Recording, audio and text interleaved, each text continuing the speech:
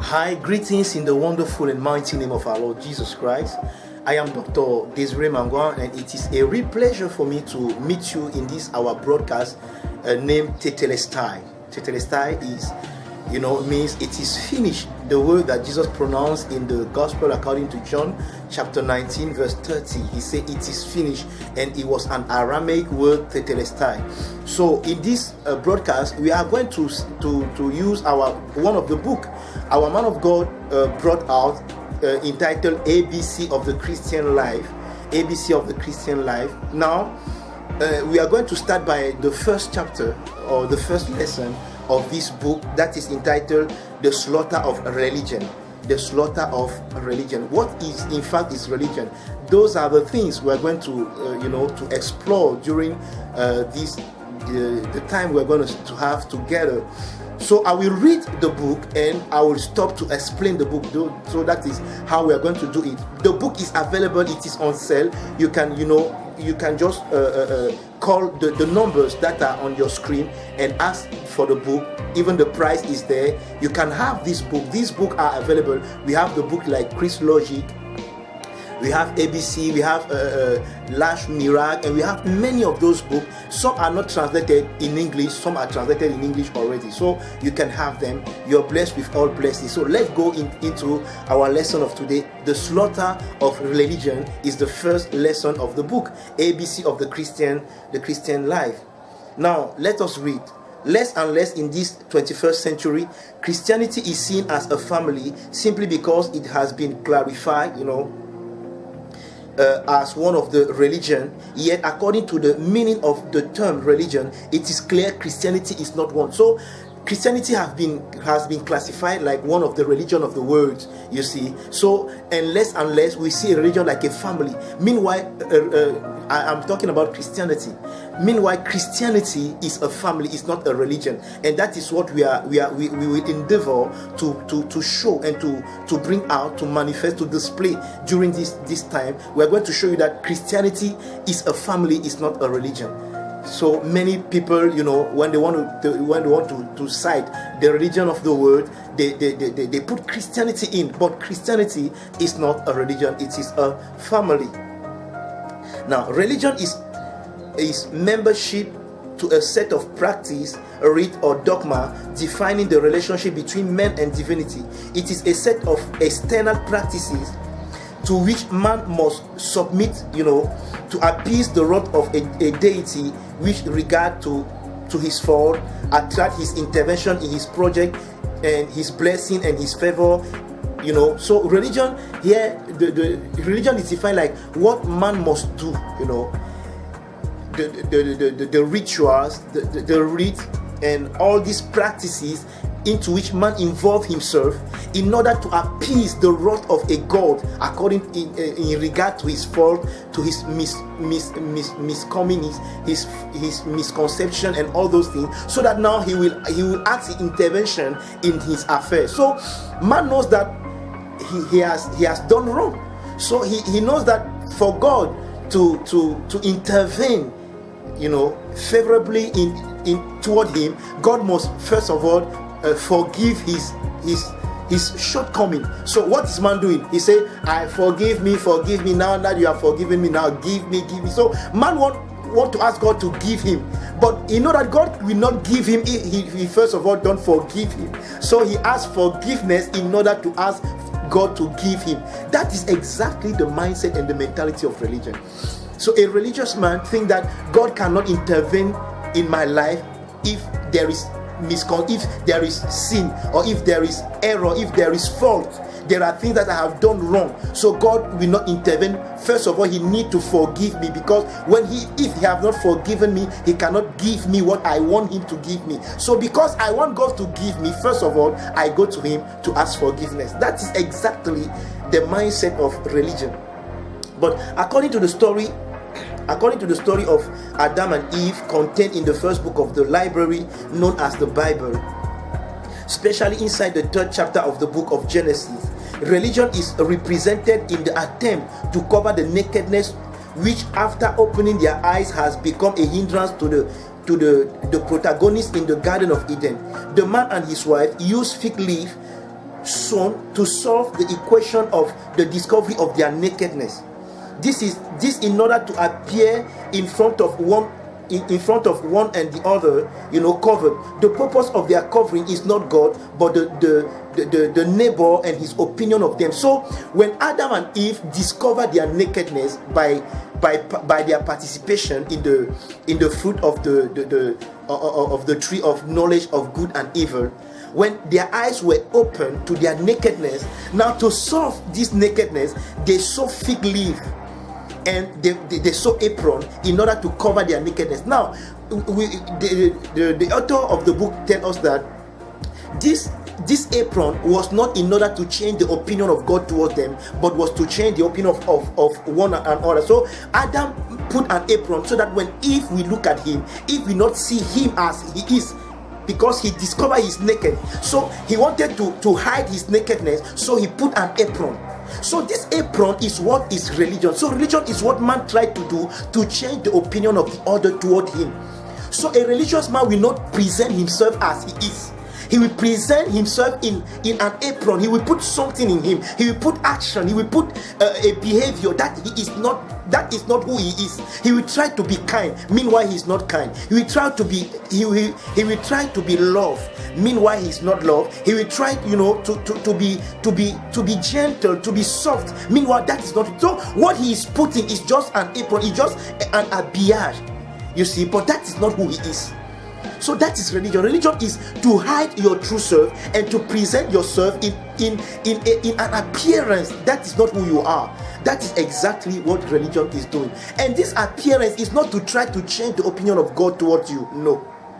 It's to change the opinion of your neighbor. It's the opinion of the one who sees you. So you want to fascinate people. You want to bewitch people. You want to let people see you not as who you are, but as you want to appear to them, as the one, because maybe you have an agenda, you have something that you need, and you cannot appear as you are because they will reject you. So now you put on you make up something, you put on something so that when you will appear, they will not see you as really who you are. So when you are in contact with a religious man, when you are in contact with somebody who has put an apron, just like Adam and Eve were, you are in contact with somebody, you will be in contact with the apron, but you will not be in contact with the real person inside. You see? So that's exactly what religion does. Religion make you to appear like who you are not. That is why one of the word that Jesus used to call the Pharisees and the religious leaders of his time was hypocrite. They were hypocrite. And when you study the word hypocrite was a word that was used by the Greek actors. So when you were performing, maybe you wanted to make maybe a drama or a film.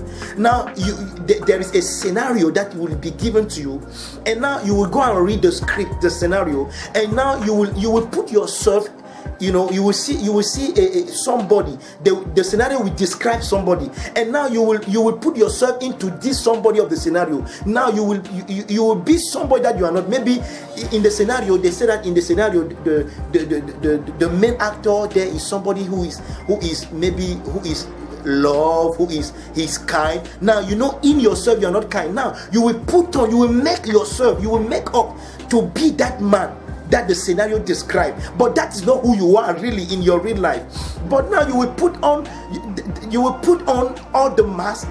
You will change your voice, you will change your appearance to appear like that man that the scenario described. But in the real life, you are not that man. That is what they call an hypocrite. So an hypocrite is an actor, is somebody who plays a role, is somebody who plays a scenario who is not really himself. And that is exactly what religion produces. Religion produces hypocrites, people that appear who they are not really, people that seems to be what they are not really. We need to understand that is what it means to be an hypocrite. So it is to be an actor, somebody playing a role. So religion makes you to play a role and to present yourself in an appearance that you are not really. So when you are in contact with somebody who put that religious appearance. You are in contact with the appearance that the man put on, but you don't know the real man who put on that appearance. That is why Jesus told his people that beware, because these people are coming to you in clothes like dove, but inside of them they are wolves. They come like clothes like sheep, but inside of them they are wolves. You must be careful, because the clothing here is what is the appearance, how they come to you. They are kind, they are gentle, they are loving, they are smart, they are all these things, but that is just an appearance they are putting. That is what religion produces. So if we say that Christianity is religion, we want to say that this is what Christianity, these are the type of people that Christianity produce, but that is not real, because Christianity is the life of Christ. Is Christ living in you, coming to live his life in you. And when Christ comes to live in you, you don't make up things. You are the real you are an expression of Christ. So maybe you were not gentle before, you were not loving before, but when Christ, the love of God, comes to dwell in you, you start loving people with the love that Christ loved you and the love that he revealed in you. So Christianity, the real Christianity, don't produce religious people. So Christianity cannot be a religion, and we need to understand it. It's very important. Let's continue the reading of the book. Many people today are seduced and think that religion has something to do with God. Therefore, in reality, God is a pretext to a religion. So, when Adam and Eve put this apron, they were not mindful of God. They were mindful of themselves.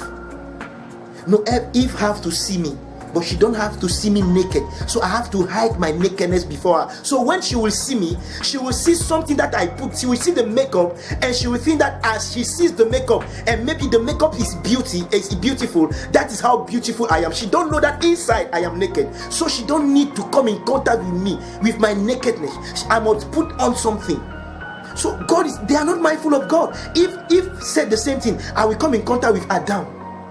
He don't need to see my nakedness. He need to see me beautiful. So I will put on something that is beautiful, that will hide my nakedness. So he will not see me as I'm really. He will be in contact with me with my makeup, but he will not be in contact with my real person, because my real person is hide in this makeup. So this makeup will hide the real person that I am. So here, God is not in their mind. They are mindful of themselves. They want to change the opinion, the other half of me. How will people look me? Many of us, when we want to do something, we are mindful of what people will think, what people will say. What are they going to say? If I do this, what are people going to say? And because of people, you change your way of behaving. You change your way of doing things. You change your way of saying things. Now, what are you doing? You are not yourself. You are somebody else, because of you want to change the opinion that people will have of you. So here you are not more yourself. You are somebody else that you want to present to these people. And that exactly is what the Bible calls to be an hypocrite. And that is what religion produces. Let us read this passage, Genesis chapter 3, verse 7. It said, "And the eyes of them both were opened, and they knew that they were naked. And they sewed fig leaves together and made themselves aprons." This is Genesis chapter 3, verse 7. We are almost at the end of our broadcast of today. Clearly, we notice that the sewn fig leaf by Adam and Eve wasn't in the aim, to appease God or to stand in front of him covered. At this step, God does not intervene yet.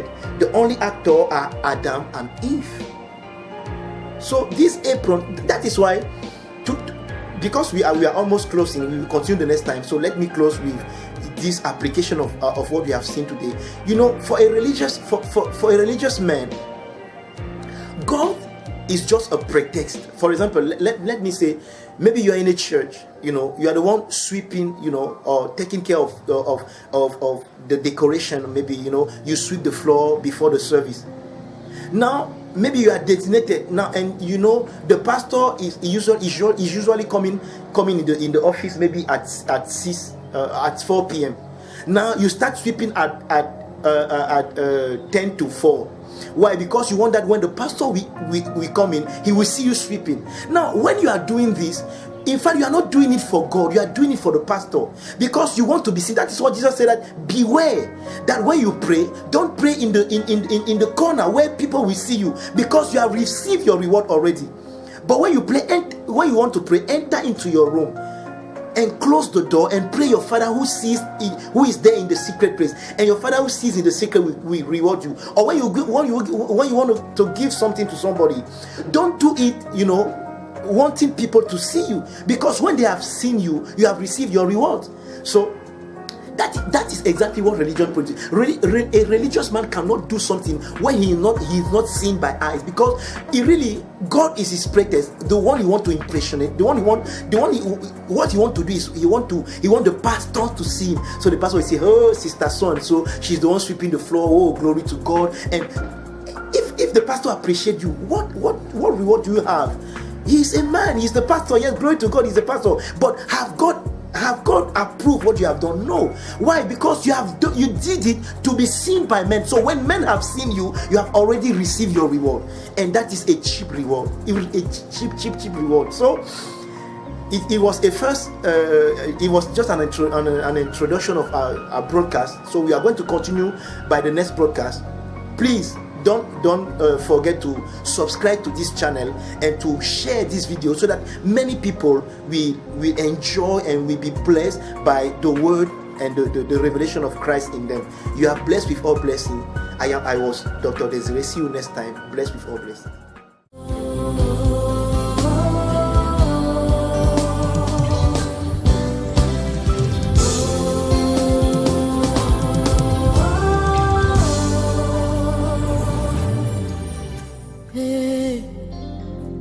Mon meilleur ami, mon ami de tout le temps, toujours prêt à me consoler.